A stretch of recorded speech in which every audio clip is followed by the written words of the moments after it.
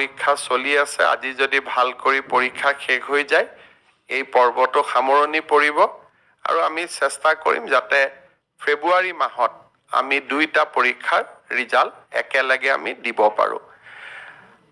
আগতে উল্লেখ কৰা হৈছে যে যিসকলে পৰীক্ষা দি আছে তেওঁলোকে অহা 7 দিন 10 দিনৰ ভিতৰত এনসাৰ কিউ চাব পাৰিব আজি কোৱেশ্চন পেপাৰ খিনিও ঘৰত লৈ আহিব পাৰিব আৰু পিছত নিজৰ নিজৰ OMR শীটখনো তেওঁলোকে ডাউনলোড কৰাৰ যেটো সুবিধা সেই সুবিধাটো চতুৰ্থ শ্ৰেণীৰ পৰীক্ষাৰ কাৰণেও অব্যাহত থাকিব এইখিনি আছিল যদি কিবা আপোনালোকৰ আছে জানিবলগীয়া মোক ক'ব পাৰে কোনটো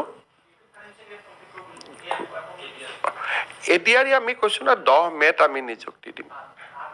তাৰ আগত আমি নকৰোৱে আমাৰ প্ল্যানিংটোৱে হল যে 10 মেত আমি 35000 চাকৰি আমি দিম এডুকেশ্যন ডিপাৰ্টমেন্ট পুলিচ